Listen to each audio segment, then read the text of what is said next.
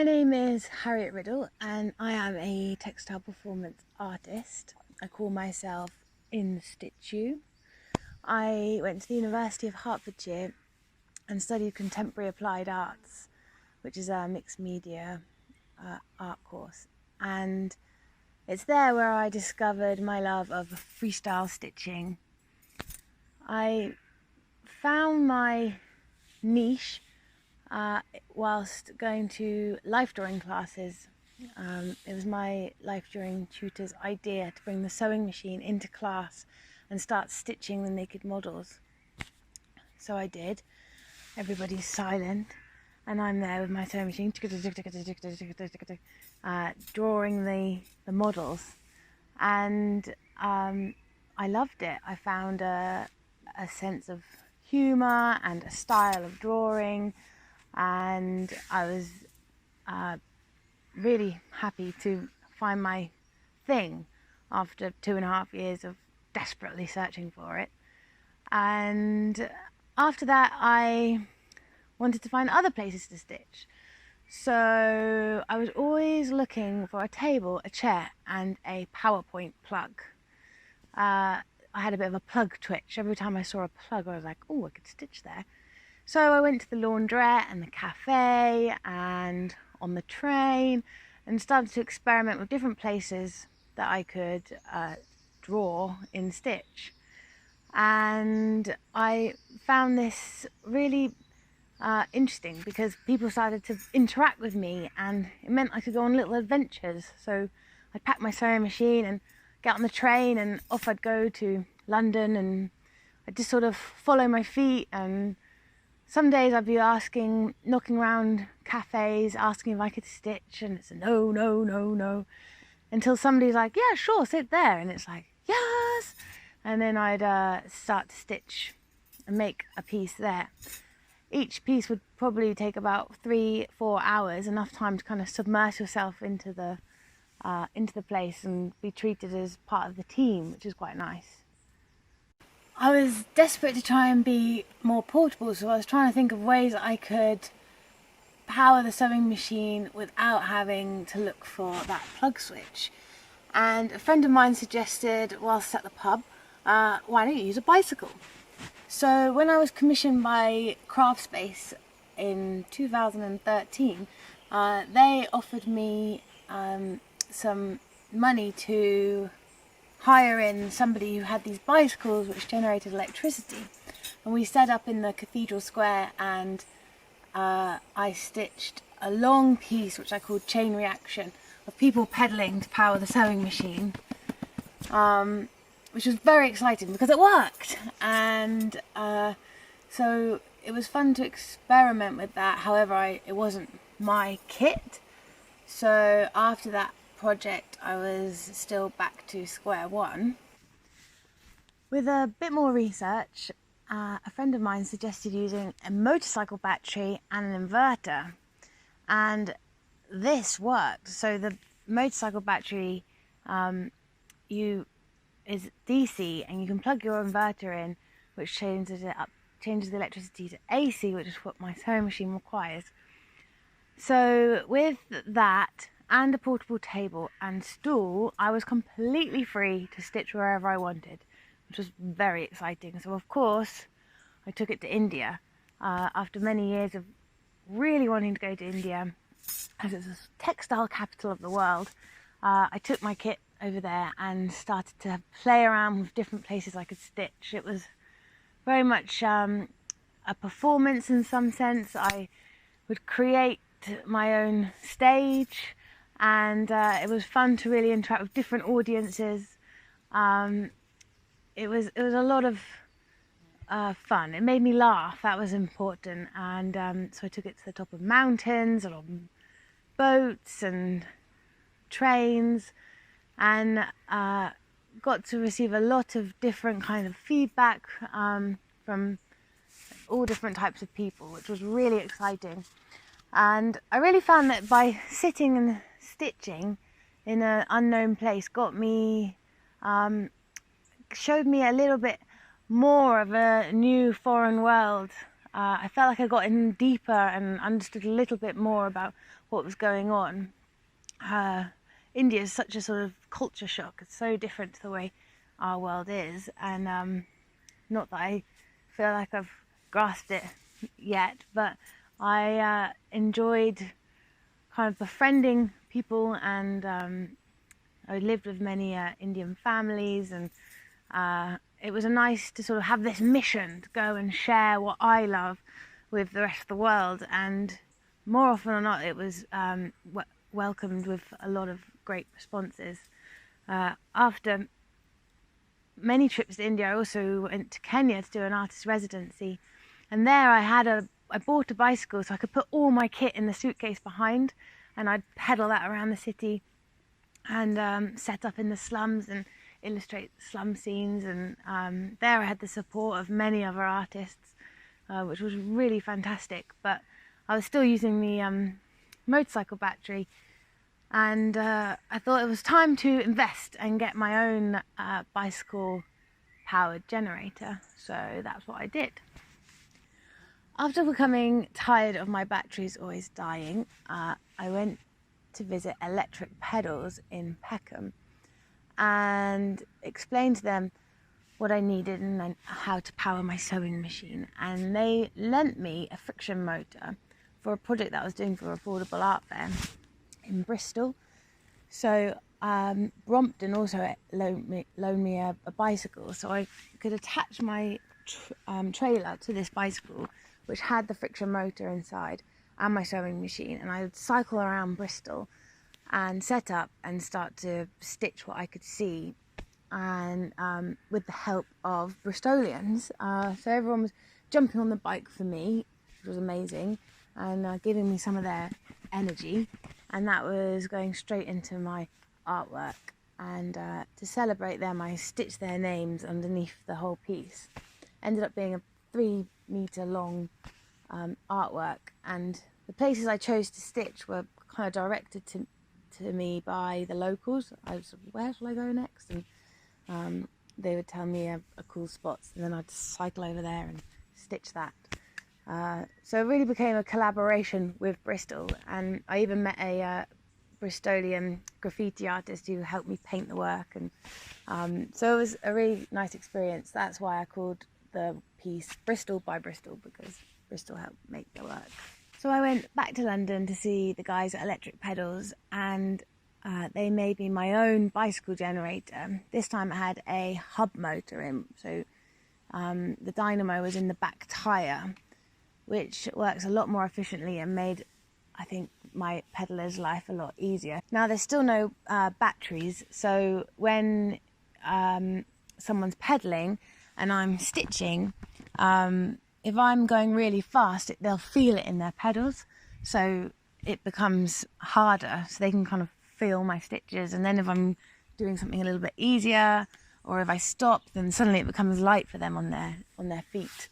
So I really enjoy this kind of physical entwinement with the work as well, because you can actually like feel the work, which is great. So I took it around London, and I again could put all my kit in the back of the bike, and I pedalled it around to some different spots in Peckham and Brixton, Westminster, and I'd set up and just sort of plead people to come and ride the bike for me for a few minutes, which is really interesting because they then are from that place, so they can tell me a little bit more about their home, and yeah, it worked really well. It was all for an exhibition in London. While I was in Brixton, I met a guy called Leon, and he came and pedalled the bicycle for a whole day. It was a really hot day in April, and he just rode that bike for hours and hours, and people kept coming back and taking his picture, and he was very proud of the fact that he was still going for it. And it was great for me, so I could just crack on and stitch what I was seeing. But I like the way that he enjoyed his own little stage too within the work.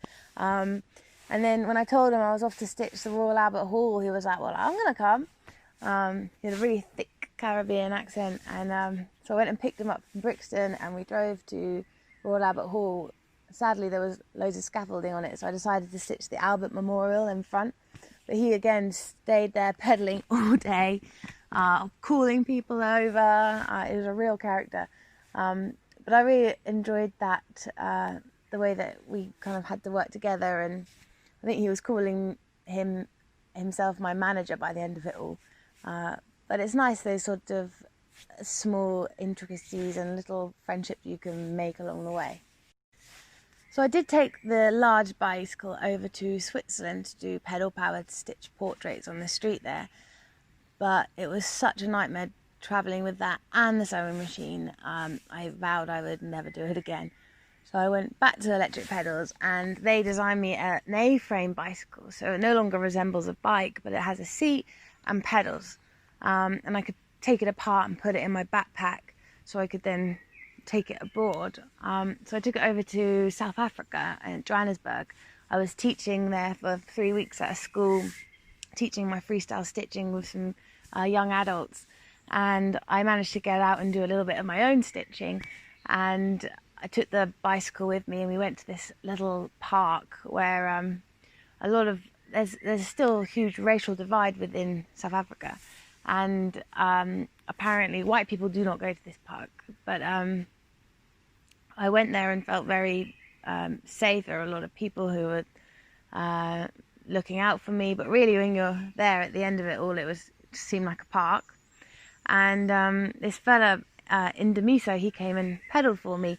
Again, he quite liked the role, and he ended up pedaling for well over a couple hours, which was lovely because I kind of got to know him as I was working, and he was sort of telling me about where I was and his own life story within that park. And he was a very charming, nice young man. But sadly, he was homeless, and he was sort of telling me the ins and outs of his life, and I was sort of feeding words he was telling me within the artwork. So it became very much a story about him in the stitch, in the sort of setting of this within this park. That one's called Black and White Johannesburg. I took the A-frame bicycle over to India. I wanted to do a sort of large street scene of Rajasthan, and that was interesting because it was great. Lots of people got involved, got a nice audience. There was a lot of conversation around the work. However, it was only men who would come and pedal for me, and the women would stay away from me, really. And I really wanted to get a little bit more intimate with the women and understand a bit more about their lives. So in fact, I found it was easier to then go and find some batteries, motorcycle batteries, which really aren't hard to find in India, and sit with the young ladies there and get to know their life a little better. So even though the bicycle can be a great tool of interaction and inclusivity, it also can do the opposite as well. So it's sort of finding your moments with it. Having the bicycle and the sewing machine opened the door to some collaborations. One of my favourite was working with Super Slowway up along the Leeds and Liverpool Canal. I was cycling along there, pulling my sewing machine along, and then stopping off, setting up the machine and stitching portraits of passers-by and hearing their stories of living in the area. And also trying to entwine the sort of history of textiles, which is so rich up there. Finding stories from elderly ladies who worked in the mills, or old men who remembered when they were young watching the boxes come from Mississippi filled with cotton. So it was a really nice collaboration which took the bicycle sewing machine and this sort of history of textiles on a journey, which I love. Another collaboration was working with Performing Places. We were in Bexley Heath, and they are a theatre group using theatre to sort of connect the local people with the place they live in. So I was working there with the bicycle and the sewing machine, and getting young and old people to pedal the bicycle and power the art. And I was stitching their town hall, but also trying to capture things they were saying. So I'd add symbols of or words, and also just trying to lift this very transient, moving high street onto one piece of canvas, which was great, because people would come back and who had been on the bicycle and show their friend oh, I did that bit, and point to a part of the clock. And I thought that was really beautiful, that they feel that belonging to the artwork as well. So I usually spend my summers taking my sewing machine and bicycle to events and illustrating events such as weddings or music festivals, and getting the guests to pedal for me while I illustrate the whole day in InStitch. I'm currently having a traveling gallery made, which is really exciting. So I can take this gallery to events to use as a sort of base, and I can work within it or exhibit my work inside it.